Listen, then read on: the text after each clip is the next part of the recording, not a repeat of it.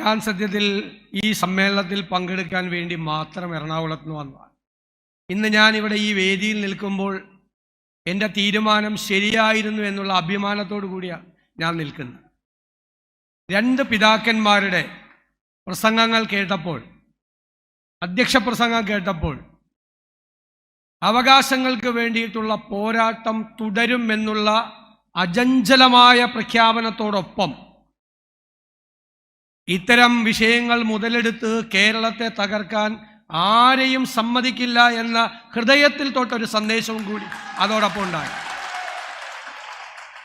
അത് ചെയ്യാൻ കഴിയുന്ന സമൂഹവും സമുദായവുമാണ് ലത്തീൻ സമുദായം. നമുക്കറിയാം, കേരളത്തിൽ കഴിഞ്ഞ ഒരു അരനൂറ്റാണ്ട് കാലം കൊണ്ടുണ്ടായ സാമൂഹ്യ സാമ്പത്തിക മാറ്റത്തിൻ്റെ മുന്നേറ്റത്തിൽ പിന്തള്ളപ്പെട്ടു പോയ സമുദായങ്ങളുടെ മുൻപന്തിയിലാണ് ലത്തീൻ സമുദായം നിൽക്കുന്നത്. ഒരുപാട് വിഷയങ്ങളാണ്, ഒന്നും ഞാൻ ആവർത്തിക്കുന്നില്ല. പക്ഷെ ഞങ്ങൾക്ക് അഭിമാനമുണ്ട്. ഞങ്ങൾ ഈ നിയമസഭ വന്നതിന് ശേഷം എൻ്റെ പ്രിയങ്കരനായ സ്നേഹിതൻ ശ്രീ വിൻസെൻ്റ് വേദിയിലിരിക്കുന്നു. ഈ പ്രാവശ്യം പ്രതിപക്ഷം ഏറ്റവും കൂടുതൽ നിയമസഭയിൽ കൊണ്ടുവന്നത് തീരപ്രദേശത്തെ സാധാരണക്കാരുടെ വിഷയങ്ങളായിരുന്നു. പൂവാറിലെ പ്രശ്നം, വലിയതുറയിലെ, വിഴിഞ്ഞത്തെ, മുതലപ്പൊഴിയിലെ, എത്ര പ്രാവശ്യം മുതലപ്പൊഴിയിലെ കൊണ്ടുവന്നത്? 3 പ്രാവശ്യം.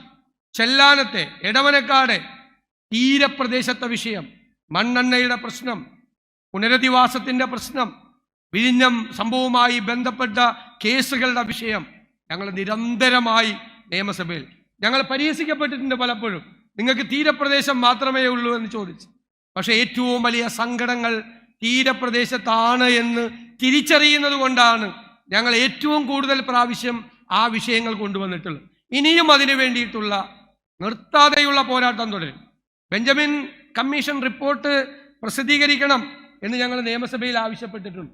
അടുത്ത നിയമസഭയിൽ അത് സർവശക്തിയും എടുത്തുകൊണ്ട് അത് പ്രസിദ്ധീകരിക്കണം എന്ന് ഞങ്ങൾ ആവശ്യപ്പെടുമെന്നുള്ള വാക്ക് ഞാൻ ഈ സമ്മേളനത്തിൽ തരികയാണ്. മുനമ്പം വിഷയത്തിൽ നിങ്ങൾക്കറിയാം, ആ വിഷയത്തോടൊപ്പം അവിടെ സമരം തുടങ്ങുന്നതിന് മുമ്പ് അവിടെ പോയി അവർക്ക് പിന്തുണ കൊടുത്തവരാണ് നിങ്ങൾ. നിങ്ങളോട് ഞങ്ങൾ ആവർത്തിച്ചു പറയുന്നു, അവിടെ താമസിക്കുന്ന ഒരാളെയും കുടിയിറക്കാൻ ഒരു കാരണവശാലും സമ്മതിക്കില്ല.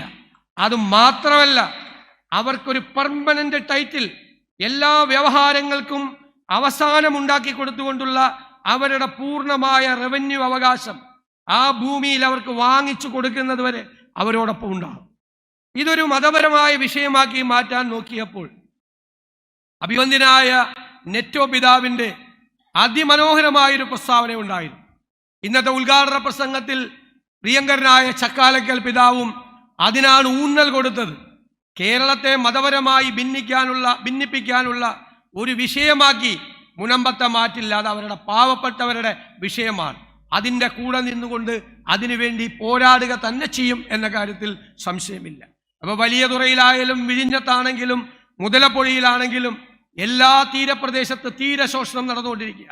കാലാവസ്ഥാ വ്യതിയാനം ഏറ്റവും കൂടുതൽ ഗുരുതരമായി ബാധിച്ചിട്ടുള്ള ഒരു ജനവിഭാഗമാണ് ഈ തീരപ്രദേശത്തുള്ള പാവങ്ങൾ. മണ്ണെണ്ണയുടെ വില കൂടിയത്, കടലിൽ മത്സ്യവിഭവങ്ങൾ കുറഞ്ഞത്, നിരന്തരമായ തീരശോഷണം, കാലാവസ്ഥാ വ്യതിയാനം മൂലമുള്ള അപകടങ്ങൾ, ഇതിൻ്റെ എല്ലാം അഭിനന്ദനായ യൂജിൻ പെരേര അച്ഛൻ വളരെ വിശദമായിട്ടുള്ളൊരു റിപ്പോർട്ട് മുതലപ്പൊഴിയെ സംബന്ധിച്ചുണ്ടായിട്ടുണ്ട്. അതെല്ലാം യാഥാർത്ഥ്യമാക്കുന്നതിന് വേണ്ടി കൂടെ ഉണ്ടാകും എന്ന് മാത്രമാണ് ഈ അവസരത്തിൽ പറയാനുള്ളത്. നന്മയുടെ മതമായിട്ടാണ് ലത്തീൻ കത്തോലിക്കർ നിൽക്കുന്നത്. നന്മയുടെ മതം നമുക്കറിയാം.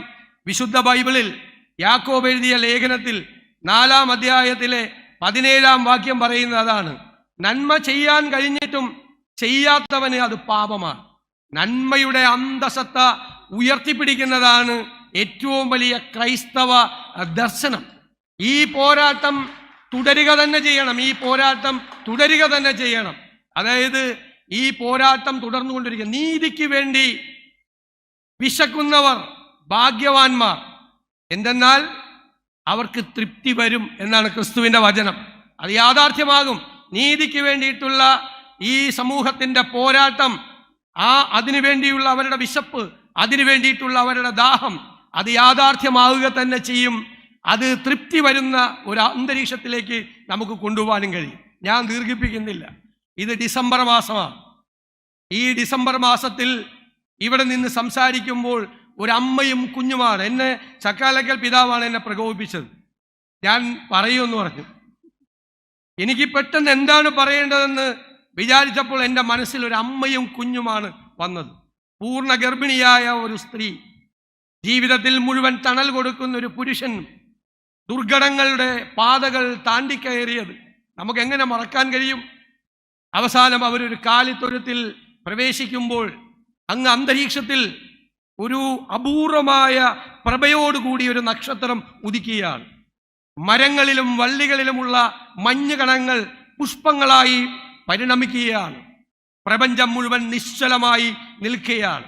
അഗാധവും ശാന്തവുമായ ഒരു ശാന്തത അവിടെ നിൽക്കുകയാണ്. അവിടെ വിമോചകൻ പിറക്കുകയാണ്.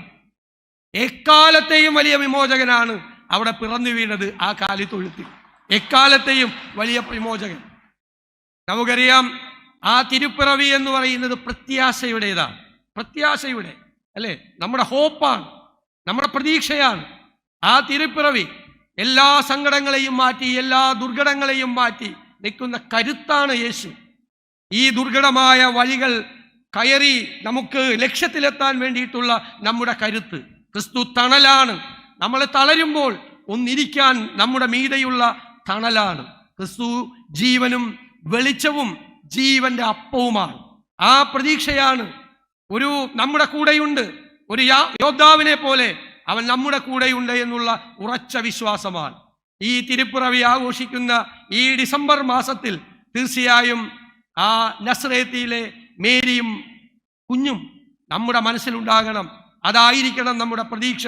ഈ എല്ലാ പോരാട്ടത്തിൻ്റെയും കരുത്തായി, പിൻബലമായി, ആത്മവിശ്വാസമായി ആ ക്രൈസ്തവ വിശ്വാസം നിങ്ങളെ തുണയ്ക്കട്ടെ എന്ന് പ്രാർത്ഥിച്ചുകൊണ്ട് ഈ മനോഹരമായി സംഘടിപ്പിച്ച ഈ പരിപാടിക്ക് നേതൃത്വം കൊടുത്ത എല്ലാവരെയും ഞാൻ പ്രത്യേകമായി അഭിനന്ദിച്ചുകൊണ്ട് എൻ്റെ വാക്കുകൾ ചുരുക്കുന്നു. നന്ദി.